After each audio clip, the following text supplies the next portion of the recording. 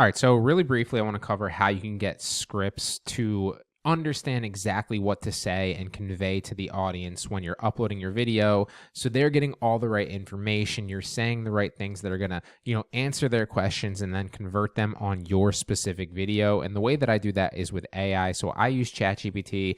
You could also use Copilot or any of the other ones. I'm going to show you the exact prompt that I use. It has changed slightly. So, you can use the one that I use, or you can kind of modify it yourself and kind of come up with your own that's very similar. I'll show you all that. But the reason that I like to do scripts like this with AI and then read them like I'm talking to you on the, with my microphone right now, and then shoot B-roll over top of it, I don't always do that. But the reason I like to do that is simply because a lot of times it's going to get all the product specs that we're going to need, that's going to answer the customer's questions and pain points. And again, you're going to see that in the actual prompt that I give the AI when we put that into ChatGPT. So it's going to answer all their questions, give them all the specific specs that they're going to need to know. But also, there's going to be no lulls in what I'm saying. I can script it, record it, and then just worry about shooting good product B-roll to put on top of that voiceover, rather than if you're holding the product and reviewing it on camera, or holding your phone and reviewing the product.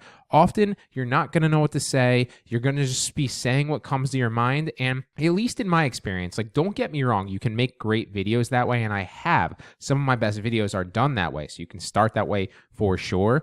But this really improves it a lot of ways, in my opinion. And that way you're not stumbling or fumbling over your words, trying to figure out what to say. You don't come off too salesy because you've already scripted it. And it's a better way to make videos overall, in my opinion, once you're a little bit more established. You don't have to do this in the beginning, although in my opinion, this is one of the best ways to make videos, okay?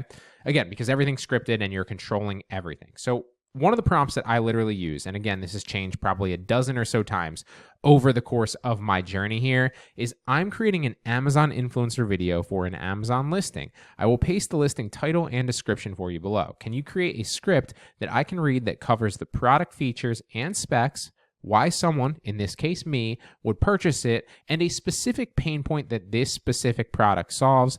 Don't make it like an infomercial and too salesy though. Come from an angle of just explaining it to people that might be interested in also purchasing it. This is the exact prompt that I've modified, a few different times now, probably a dozen or so. It used to be a little bit more formal, but I started to notice my scripts would come off salesy, like a sales pitch, and that is not what you want, in my opinion, with a program, right? You want to just cover the specs, cover why it solves a specific pain point that that customer might have, and let AI do the work to decipher what that pain point is, all the best specs, and then put it into a good script for you, right? So let me show you an example of how this works. We're going to paste that prompt into ChatGPT, space down a little bit, and then like it says, we're going to give it the title. Now, if there's a brand name in the beginning of the title, which sometimes you will see on Amazon, Solar Garden is not the brand name here, but sometimes you will see a brand name right here. Obviously, don't add that because it's going to add it to the script. You can if you want, and then just edit it and post when you're editing your script in a second.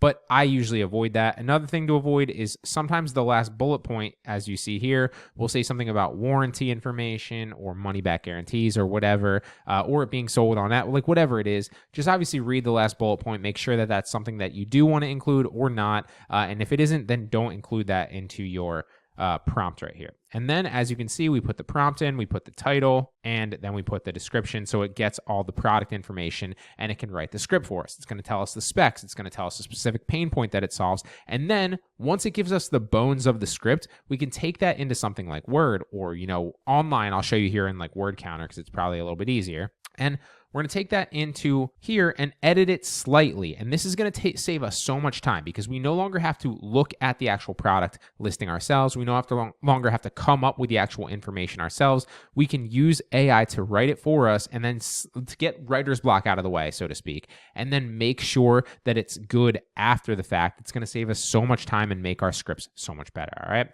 So here we go. Let's scroll up. Here's a friendly and engaging script for that. So I always skip the opening. here for this specific prompt, it always says, "Hey everyone, today." Like you don't need that, right? Dive right into the product, get right to the point.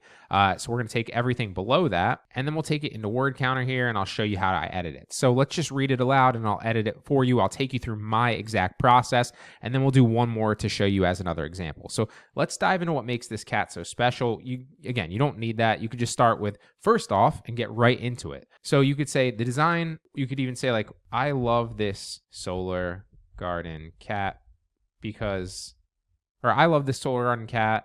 In my opinion, the design is simply charming. It features a smiling cat holding a lantern on its tail while playfully interacting with the little gnome. The dimensions are 11 by 7.5 by 3.6 inches. When it says something like this, I usually alter it slightly, just because it doesn't really come off. You don't have to do that, right? You can literally read the dimensions. It doesn't come off authentic, in my opinion. It sounds like I'm kind of just saying it by a script. So I'll say like the dimensions are roughly, and I'll make them whole numbers. It's just what I do. It doesn't really matter, in my opinion, but just what I kind of like to do and how I like to read it. The dimensions are roughly 11 by 8 by 4 inches, making it a delightful focal point. So yeah, you don't need that either. This piece isn't just cute, it also serves a functional purpose. The lantern is solar powered, which means it charges during the day and automatically lights up at night. Just switch the lantern on, leave it in the on position during the day, and let the solar panel do its work. It provides a soft glow that can beautifully illuminate your garden after sunset. What I love about this cat figurine is how versatile it is. It fits perfectly. Yeah, so you can just delete that. I don't feel like you need it. It fits, I'm going to say it also fits perfectly in various outdoor settings. In various is too kind of formal, in a number of outdoor settings, whether it's your garden, lawn, front porch, or even your backyard. Don't need decor there. You can really use it to enhance the atmosphere of any space. Now, if you're looking for a thoughtful gift, I'm going to skip that. You can add that if you want. I don't always add it. Roughly speaking, you're going to want the script to be, this long, maybe slightly longer. It can be a little bit shorter too if you want it, but I'm not done editing it. I'm just kind of covering my thought process here. But roughly speaking, you want it to be anywhere from like 1 to 2 minutes, 1 to 3 minutes. That's a good sweet spot in my opinion. But if it's 30 seconds, if it's 4 minutes long, it doesn't really matter. The goal here is just get a good script, get the good information, answer the pain points, answer the product specs and questions that the customer might have, and make the script good. The length doesn't 100% matter, but generally speaking, a good sweet spot to shoot for is like 1 to 2 minutes, maybe 1 to 3. So this is where we ended up. I would definitely consider adding this figurine. Now I'm going to delete that, plus I'm going to delete that as well. So if you're looking for a unique way to enhance your garden or searching for a special gift, check out this adorable cat figurine. Check out this adorable, I'm going to say, cat decor. It's the perfect blend of charm and functionality, and it fits perfectly in my garden at home. Give it a shot. Boom. And so that's the script roughly. This probably would be a shorter one. Usually they're slightly longer, maybe like another paragraph, but reading this would probably take me like a minute and a half. So that's how I edit these scripts right here. All right. So let me take you through one more.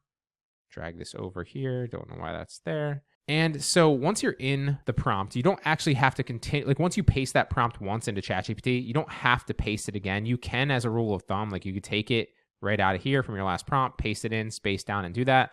But the memory for ChatGPT or Copilot typically does a good job of remembering the last prompt, so you don't need to paste it again. You could just go on to the next product. So we're going to paste that title in there, and then take the description, and make sure, again, like I said, that there's no brand name in the beginning of the title, and make sure that there's no money back guarantee or warranty information or anything like that in the last bullet point, which it doesn't look like is in this one. So we'll keep it, paste that in there, and we'll let it go to work.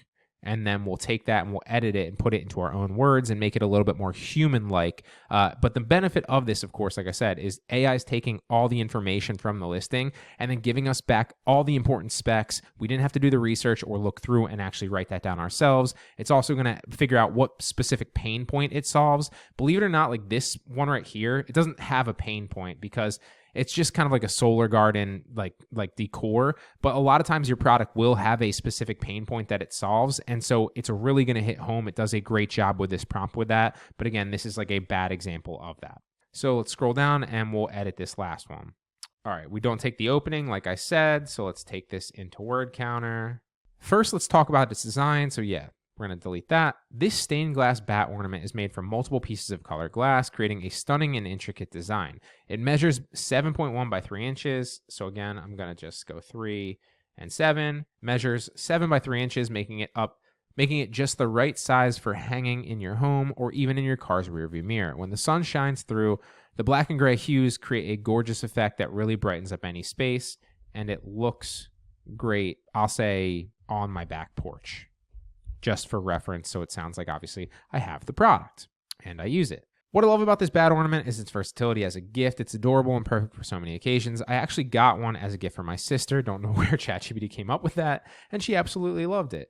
It makes a great present for Mother's Day as well, say, or birthdays, or just a thoughtful surprise for friends or family. If you have someone who loves Gothic decor or is a Batman fan, this is a fun option. You can use the sun catcher to enhance your Halloween decor or add a bit of whimsy to your, or add a bit of design. I don't know a better word for that. I would probably find a better word for that, but for the sake of saving your time, I'm just going to continue to edit it to your everyday surroundings.